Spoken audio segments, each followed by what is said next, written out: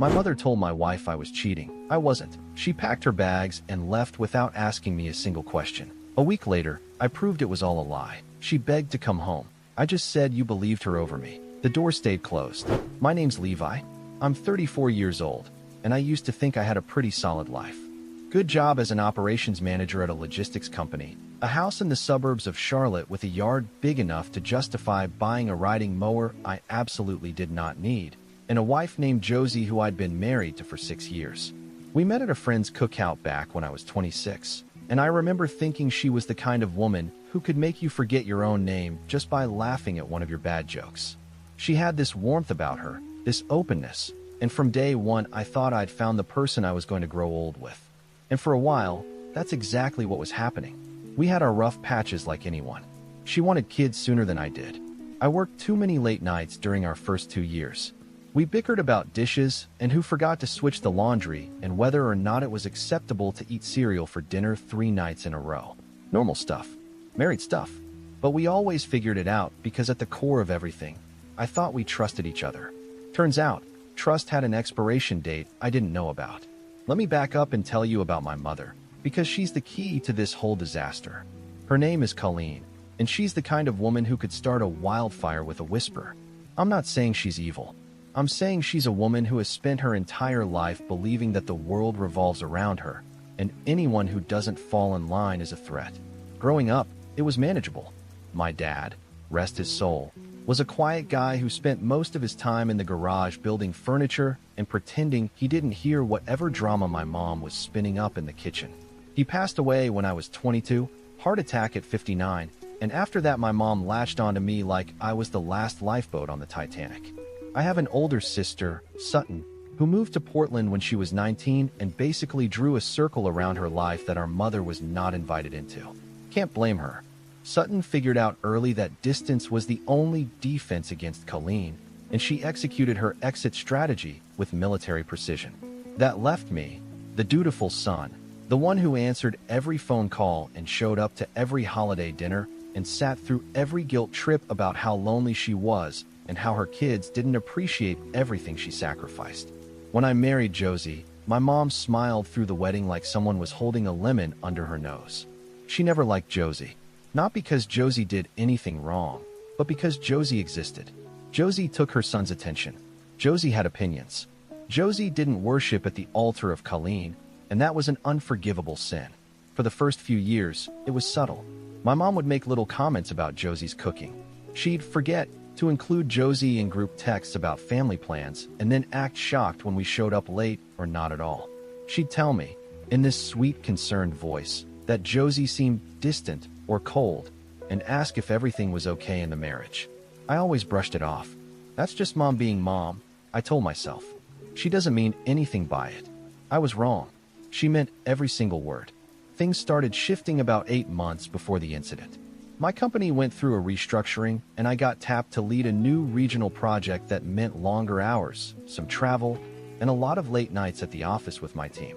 My direct supervisor was a woman named Piper, mid-40s, married with 3 kids, and about as interested in me romantically as I am in competitive birdwatching. She was my boss. We worked together. That's it. But my mom, who had a sixth sense for manufacturing drama, picked up on the fact that I was spending more time at work and ran with it like she was training for the Olympics. She started calling me more often, asking where I was, what I was doing, who I was with.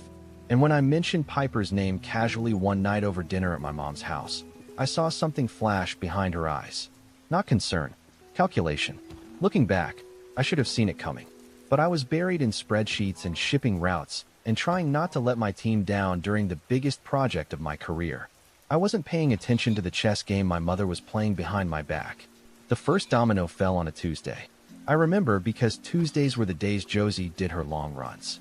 She was training for a half marathon, and she'd be gone for about 90 minutes in the evening, which meant she usually got home around 7:30, showered, and we'd eat dinner together. I loved those nights.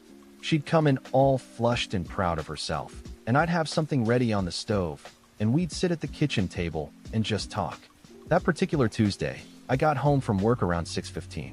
Josie was already out running. I changed clothes, started making pasta, and my phone buzzed with a text from my mom. It said, I think you should know that people are starting to talk about you and that woman from your office. I'm just looking out for you, sweetheart. I stared at that text for a solid 30 seconds. Then I typed back, nobody is talking about anything because there's nothing to talk about.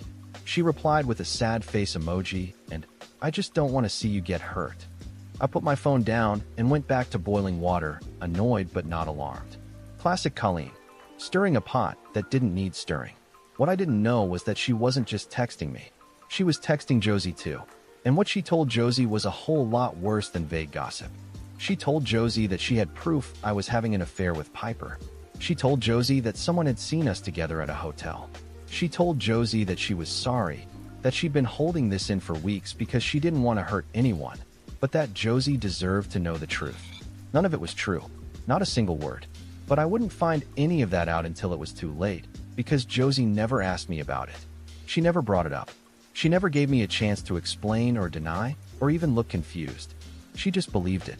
And 3 days later, while I was at work on a Friday afternoon, she packed 2 suitcases, left her wedding ring on the kitchen counter, and drove to her parents' house in Raleigh without so much as a text message telling me she was leaving.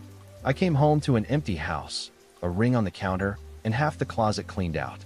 No note, no voicemail, nothing. Just silence and the faint smell of her shampoo still hanging in the bathroom air. I stood in our bedroom doorway for I don't know how long, trying to make my brain process what I was seeing.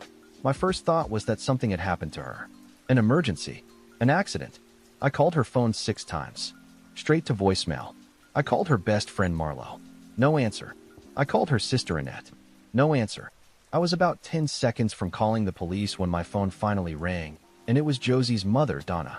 She's here, Donna said, her voice colder than anything I'd ever heard from her. She knows everything, Levi. Don't call here again. And then she hung up. I stood there in my kitchen holding the phone, staring at Josie's wedding ring sitting on the granite like a tiny silver accusation, and I genuinely could not figure out what had just happened. She knows everything. What everything? What was there to know? I hadn't done anything. I racked my brain trying to think of some secret, some mistake, some drunken confession I'd forgotten about, and came up completely empty because there was nothing to find. I tried calling Josie again. Voicemail. I sent her a text that said, I don't know what's going on, but please talk to me. No response. I sent another one. Josie, I'm scared. Please just tell me what happened. Nothing. I sent a third one around midnight that just said, I love you. Whatever this is, we can fix it. Read receipt came through at 12:14 in the morning. No reply. That first night alone in our house was one of the worst experiences of my life. I didn't sleep. I sat on the couch in the dark like some kind of haunted house prop, cycling through confusion, fear, anger, and back to confusion. I called my buddy Declan around 1 in the morning because he was the only person I knew who kept weird hours, and I told him everything I knew, which was basically nothing. Did you cheat on her? Declan asked, and I appreciated the directness. No, I've never cheated on anyone in my life. Then something happened that made her think you did. You need to find out what. The next morning, Saturday, I drove to Raleigh. 2 hours on I-85 with my stomach in knots and my mind running scenarios that made no sense. When I pulled up to Josie's parents' house, her father, Glenn, was standing on the front porch like he'd been waiting for me. Glenn had always liked me. We watched football together. He helped me install the deck on our house. He once told me over beers that he was glad his daughter found a good one. But the man standing on that porch didn't look like he thought I was a good one anymore. Glenn, I don't know what's happening, I said, and I could hear the desperation in my own voice. I haven't done anything. I swear to you. He looked at me for a long time. Then he said, Your mother called Josie 3 days ago. She said you've been sleeping with your boss for months. She said she has photos. She said a friend of hers saw you two at a hotel in Greensboro. The ground shifted under my feet. Not literally, but it felt like it. My mother. Of course it was my mother. Glenn, that is a lie. Every word of it is a lie. I have never touched Piper. I have never been to a hotel with anyone. My mother is making this up because she has never accepted that I married Josie, and she has been trying to sabotage this marriage from day one. Glenn's expression didn't change. She said she has photos, Levi. There are no photos because nothing happened. You can't photograph something that doesn't exist. He shook his head slowly. Josie doesn't want to see you right now. She's a mess. She's been crying for 3 days straight. Whatever the truth is, You need to give her space. I wanted to scream. I wanted to kick down the front door and grab Josie by the shoulders and make her look me in the eyes and tell me she really believed I would do that to her. But I didn't, because I could see in Glenn's face that he was conflicted, and pushing past him would only make things worse. So I drove 2 hours back home with tears streaming down my face and a rage building in my chest that I didn't know what to do with. When I got home, I called my mother. She answered on the second ring, cheerful as a morning talk show host. "Hey, sweetheart. How's your Saturday? What did you tell Josie?" Silence. Then, in that voice she uses when she's pretending to be innocent, "What do you mean?" "Mom, what did you tell my wife?" "I told her the truth, Levi. I told her what I've been hearing. People talk, and I thought she deserved to know before she got blindsided." "What people? Who told you anything?" "Because I haven't done a single thing wrong, and you know it. I saw how that woman looked at you at the company picnic, and you've been coming home late every night. A mother knows, Levi." I had to pull the phone away from my ear because my hand was shaking. She saw how Piper looked at me at the company picnic. Piper, who spent the entire picnic talking to her husband and corralling her 8-year-old away from the dessert table. My mother had fabricated an entire affair based on nothing, and she'd sold it to my wife with enough conviction that Josie packed her bags and left without asking me a single question. "You need to call Josie right now and tell her you made it up," I said. "I didn't make anything up. I told her what I believe." "What you believe is a fantasy, Mom. You've been trying to break us up since the day we got engaged, and this time you might have actually done it. Are you happy?" She started crying. Of course she did. That was her move. Whenever she got cornered, she cried, and then the conversation became about comforting her instead of holding her accountable. I'd fallen for it 1,000 times. "Not this time. I'm not doing this," I said. "You call Josie and you tell her the truth, or I swear I will never speak to you again." She hung up on me, and she didn't call Josie. I know because I checked with Glenn the next day, and he confirmed that the only person who'd called was me. The week that followed was the longest of my life. I went to work on Monday because I didn't know what else to do. Piper asked me if I was okay because I apparently looked like I hadn't slept in a year, which was close to accurate. I told her the short version, and she was horrified. She offered to talk to Josie herself, to explain that nothing had ever happened, but I told her I couldn't even get Josie on the phone. I sent Josie a message every single day, Monday through Friday. Each one was calm, honest, and clear. I told her I loved her. I told her I had never been unfaithful. I told her my mother was lying and that I could prove it if she would just give me the chance. Every single message was read. Not one was answered. By Thursday, the anger I felt toward my mother had hardened into something cold and permanent. I didn't call her. She called me twice, and I let it go to voicemail. The first message was her crying and saying she was sorry if she caused any confusion. The second was her saying I was overreacting and that she was just trying to protect me. Protect me. That's what she called blowing up my marriage with a fabricated affair. Protection. On Friday, exactly 1 week after Josie left, I did something I should have done on day one. I sat down at my computer and started building a case. Not a legal case, although that would come later. A case for the truth. I pulled up my work calendar and exported every single entry from the past 8 months. Every meeting, every late night, every work trip. Then I cross-referenced it with my credit card statements, my GPS data from my phone, my toll records from the highway transponder, and my building access logs from the office security system. If my mother said someone saw me at a hotel in Greensboro, I was going to prove exactly where I was on every single night she could possibly be referring to. And what I found, laid out in black and white, was the most boring, faithful, unremarkable schedule a married man could have. Office, home, grocery store, office, home, gas station, office, home. There was not a single gap, not a single unexplained absence, not a single night where I couldn't account for my exact location with digital receipts and timestamps. I compiled everything into a folder, printed copies, saved backups, and then I called Declan and told him I needed a favor. "Name it," he said.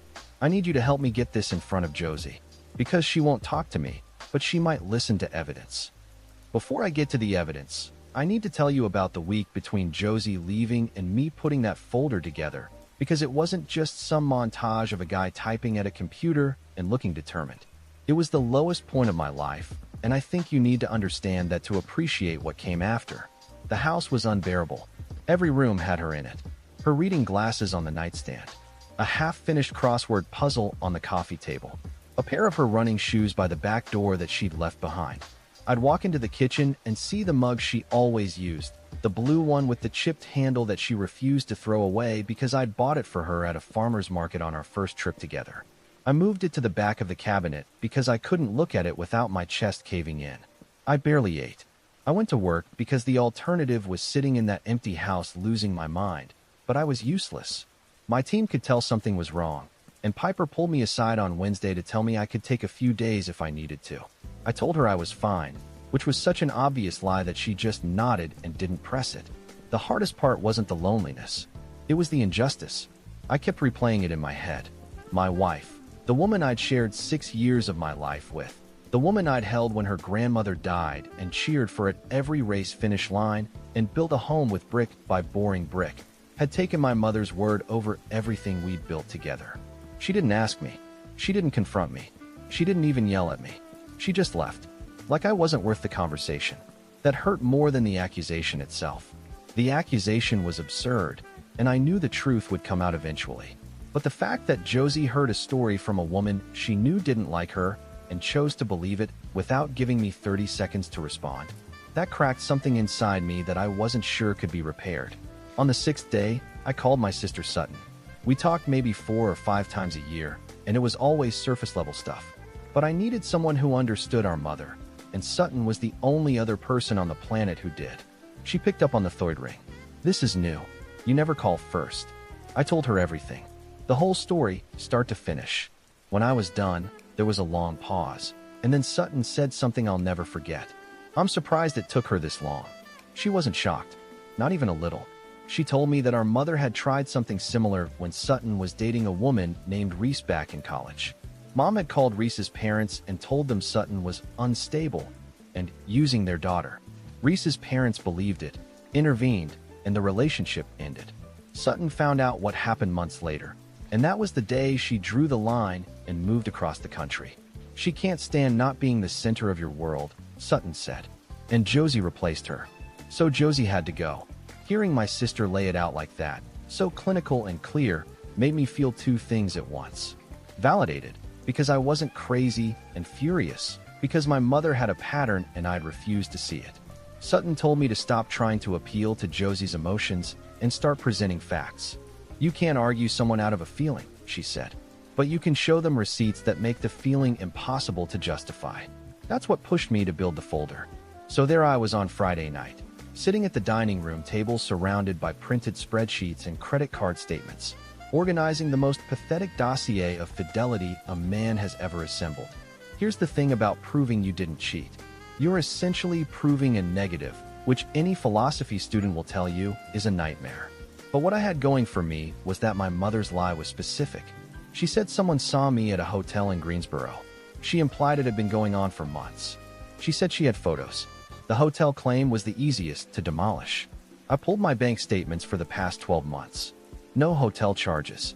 Anywhere. Not in Greensboro, not in Charlotte, not in Timbuktu. I pulled my toll records from my Easy Pass account and mapped every single trip I'd taken. Not one of them went through Greensboro during the time frame she was referencing. I pulled my Google timeline data, which I'd forgotten I even had turned on, and it showed my location history in granular detail. Every night for the past 8 months, I was either at the office, at home, at the grocery store, or at Declan's place for our Thursday night poker game that we'd been running since before I even met Josie. Then I tackled the photos claim. I called my mother and left a voicemail, calm and measured. "Mom, you told Josie you had photos. I'd like to see them. Please send them to me." She never responded to that voicemail. Because there were no photos. Because nothing happened. Finally, I reached out to Piper and asked if she'd be willing to write a brief statement confirming the nature of our professional relationship.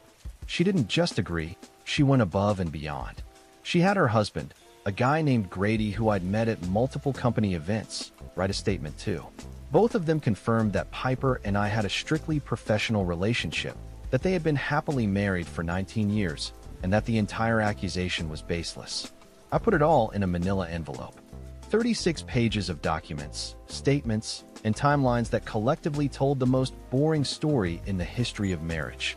A guy who went to work, came home, and occasionally bought too much beef jerky at the gas station. Declan came through like the friend he is. He drove the envelope to Raleigh on Saturday morning and handed it to Glenn personally. I didn't go because I knew my presence would escalate things, and I needed the evidence to speak without the noise of an emotional confrontation. Declan told me later that Glenn took the envelope, looked him in the eye, and said, "I'll make sure she sees it." Then I waited. That Saturday and Sunday were a special kind of torture. The kind where you know the truth is out there, sitting in someone's hands, and all you can do is hope they're willing to look at it. I cleaned the house. I went for a run, even though I hate running. I reorganized the garage for no reason. I did anything I could to keep my hands busy and my brain from spiraling. On Sunday evening, my phone rang. It was Josie. I stared at her name on the screen for 3 full rings before I answered. And when I did, I didn't say hello. I just waited. Levi. Her voice was small, cracked, like she'd been crying recently, which she probably had. Yeah, I read everything. The statements, the bank records, all of it. Okay, your mom lied. She lied about all of it.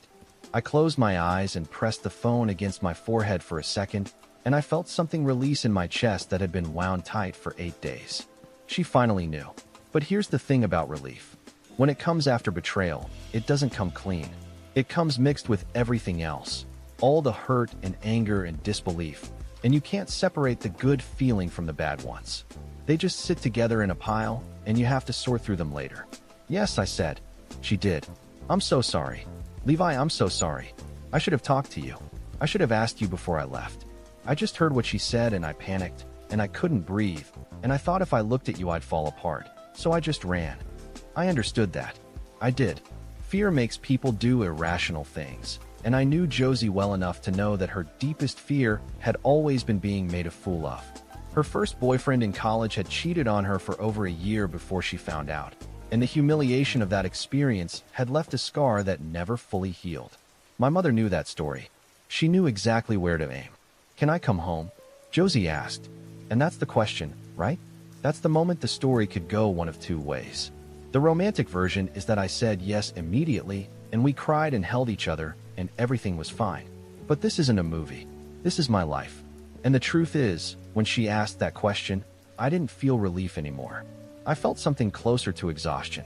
And underneath that exhaustion, a question I couldn't stop asking myself. Why didn't she ask me first? I didn't answer Josie's question right away. I sat with the phone pressed to my ear, and I let the silence stretch out longer than was comfortable, because I needed her to feel the weight of what had happened. Not to punish her, but because I wasn't going to pretend everything was fine when it wasn't. "Josie, I need some time," I finally said. "Time? Levi, I just want to come home. I know I messed up. I know I should have talked to you. But I want to fix this. And I want to fix it too. But you left me. You packed your bags and walked out of our house without saying a single word to me. You believed my mother, a woman you know has been trying to undermine you for years, over me. Over 6 years of marriage. Over everything I've ever shown you about who I am. I need you to understand that that did something to me that I can't just wave away because you're sorry." She was crying. I could hear it, and it broke my heart. But I kept going because this was the most important conversation of our marriage, and I couldn't afford to soften it. "I'm not saying no. I'm saying not yet. I need a few days to think, and I need you to respect that the same way you expected me to respect your space when you left." She said okay. It was barely a whisper, but she said it, and we hung up. I sat on the couch in the dark for a long time after that, and for the first time in over a week, I didn't feel panicked. I felt clear. The confusion was gone. The frantic energy was gone. What was left was a man who had been falsely accused, abandoned by his wife, and betrayed by his mother, and who now had to decide what his life was going to look like going forward. The first thing I did the next morning was call a therapist. I know. A lot of guys would rather chew glass than talk to a stranger about their feelings, and honestly, I would have been one of them 6 months earlier. But Declan had been seeing someone for years, a counselor named Dr. Ashby, and he'd told me more than once that it was the best decision he'd ever made. I called Dr. Ashby's office, explained the situation briefly, and got an appointment for Thursday. The second thing I did was call a lawyer. Not a divorce lawyer. Not yet, anyway. I called a family attorney named Greer Holloway who Declan's wife had used during a custody situation a few years back. I told her about my mother's fabricated accusations, about Josie leaving, and about the possibility that my mother's interference could escalate. Greer listened carefully and then asked me a question I hadn't considered. Has your mother done this before? Not just with your wife. With anyone. I told her about Sutton's experience with Reese.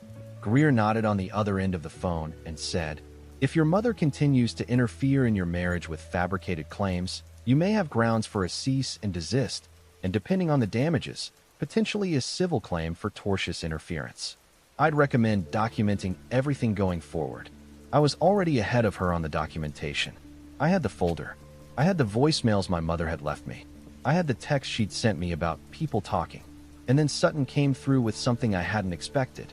She called me Tuesday night and said, I talked to Reese. She still had the emails Mom sent her parents back in college. She's willing to forward them to you. Those emails were a goldmine. Not because they were legally significant on their own, but because they showed a pattern. The language my mother used with Reese's parents was almost identical to what she'd told Josie. The same vague sources. The same crocodile tears about not wanting to cause pain. The same manufactured urgency designed to create maximum damage before anyone could verify the claims. My mother wasn't just a liar. She was a practiced one. I spent the next 3 days building a timeline.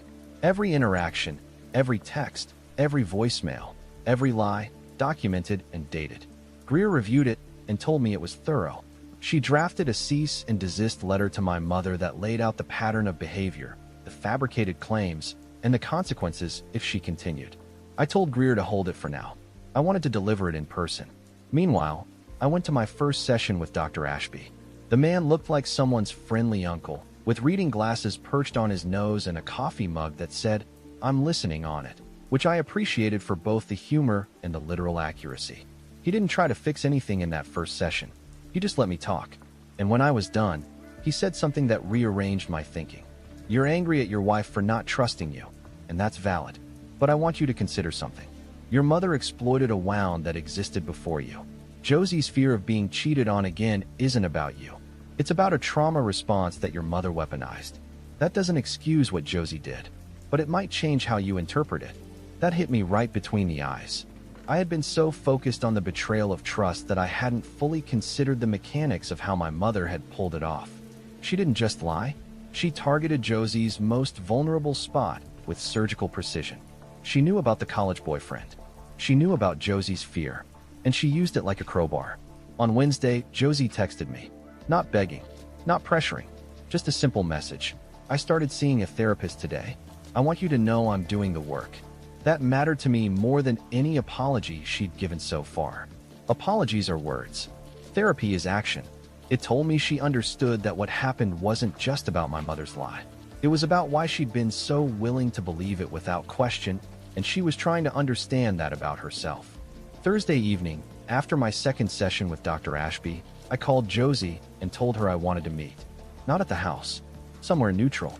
She suggested a park near her parents' place, a spot we'd actually gone to on one of our early dates, which was either a coincidence or a very deliberate emotional play. Either way, I agreed. We met on Friday afternoon. She looked thinner, tired. Her eyes were puffy in a way that told me the crying hadn't stopped just because the truth was out. She was sitting on a bench near the pond, and when she saw me walking toward her, she stood up and her hands were shaking. Thank you for coming, she said. Of course I came.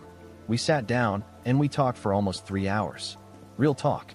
Not the surface-level reassurance loop we'd been stuck in over text. She told me about the moment my mother called her, how she'd been cooking dinner when the phone rang, and how Colleen had started the conversation with, I've been going back and forth about whether to tell you this, and I've decided you deserve to know. She told me how the details my mother provided were specific enough to feel credible. The hotel in Greensboro, the late nights, the way I'd been distant lately. She told me how she'd sat on the kitchen floor after the call and felt like the walls were closing in, and how every fear she'd carried since college came roaring back like it had never left. I know I should have asked you, she said. I know that's what a rational person would do, but I wasn't rational. I was 21 again, finding out that someone I loved had been lying to my face, and the only thing I could think was that I had to get out before it got worse. I didn't forgive her in that moment. Forgiveness isn't a switch you flip, but I understood her, and understanding is the foundation that forgiveness gets built on. Then I told her my plan. I told her about Greer, about the cease and desist, About the emails from Reese. About the pattern. And I told her that before she could come home, one thing needed to happen first. We need to confront my mother. Together. And she needs to hear, from both of us, that this is over. Not the marriage. Her access to it. Josie looked at me with something I hadn't seen in her eyes in a long time. It wasn't relief or gratitude. It was respect. When? She asked. Sunday, I said. I already told her we're coming for dinner. My mother was thrilled when I called to say we were coming for Sunday dinner. Thrilled. She probably thought her plan had worked, that Josie was gone for good, and now her baby boy was coming home to eat pot roast and pretend everything was normal.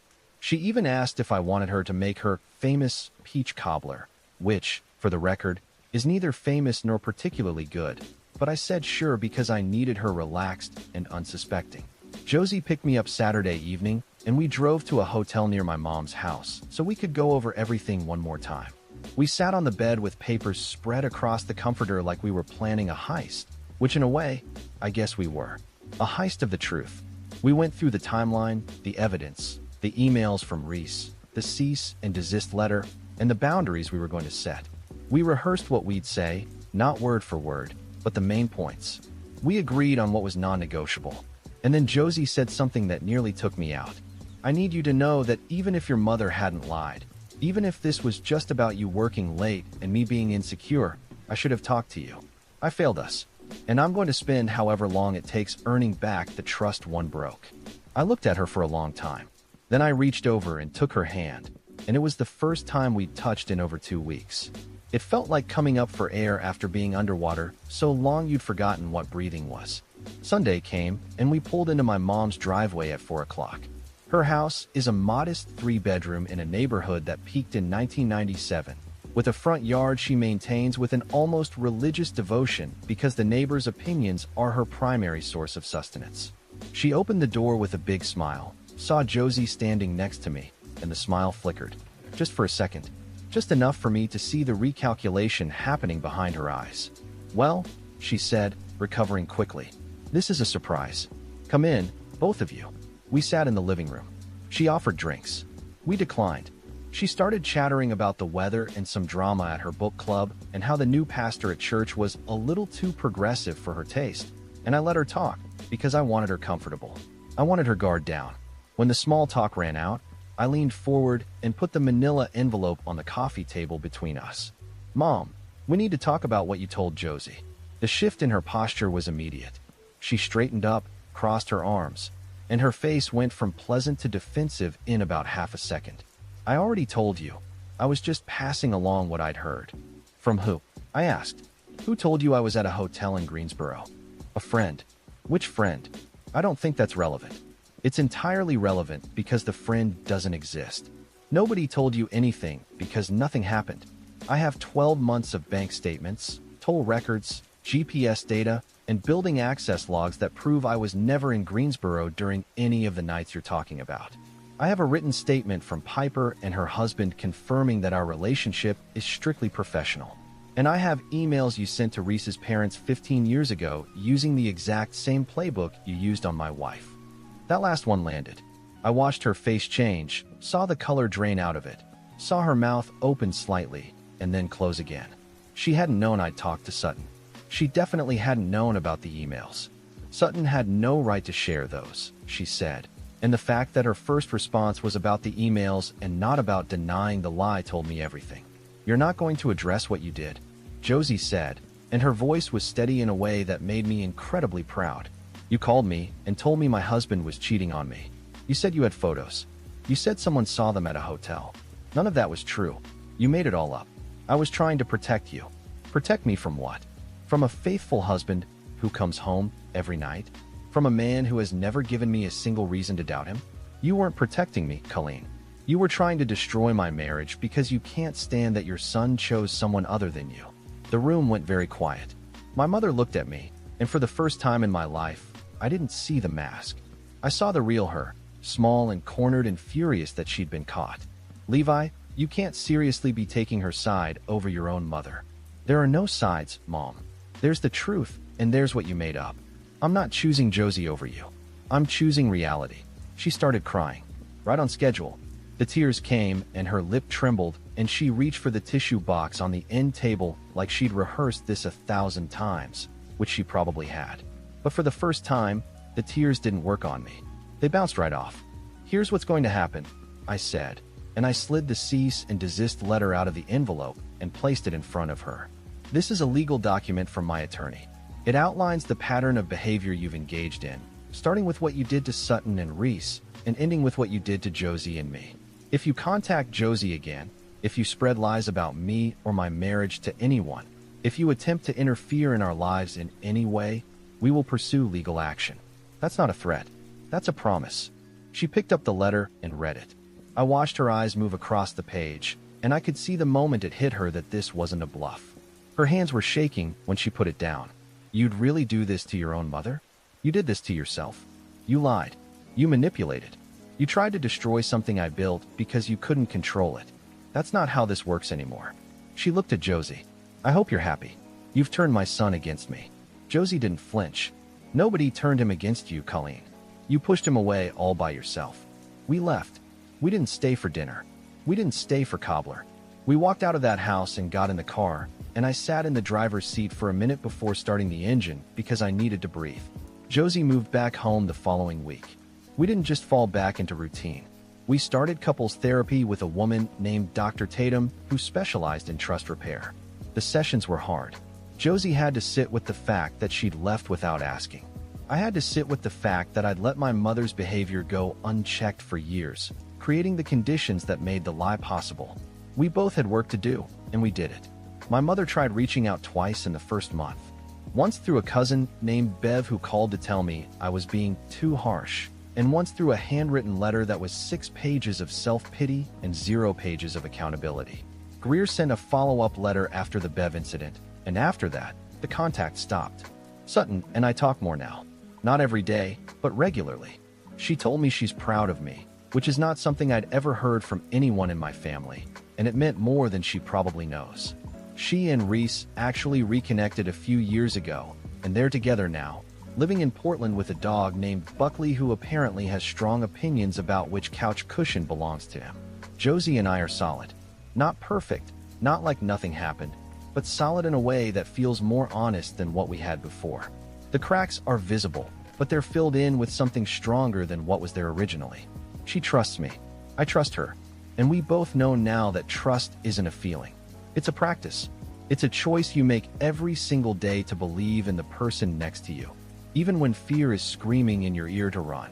A couple months after the confrontation, Josie and I were sitting on the back deck watching the sun go down, and she turned to me and said, "I'm sorry I didn't ask." I looked at her and said, "I know. And I'm sorry I didn't see what my mother was building until it was almost too late." She leaned her head on my shoulder, and we sat there for a while, not talking, just existing in the same space. And for the first time in a long time, the silence didn't feel empty. It felt like home. As for my mother, last I heard from Bev, she's telling anyone who'll listen that I abandoned her and that Josie brainwashed me. Some people believe her. Most don't, especially after Sutton posted a very measured, very factual account of her own experience on the family group chat, which apparently caused the kind of chaos that makes Thanksgiving dinners interesting for decades. I don't hate my mother. I just don't have room for her anymore. My life is full of people who love me honestly, who show up without agendas, and who would never dream of tearing down something beautiful just because they weren't the center of it. And the peach cobbler? I make my own now. Josie says it's better than Colleen's. Between you and me, the bar was never that high. But I'll take the compliment.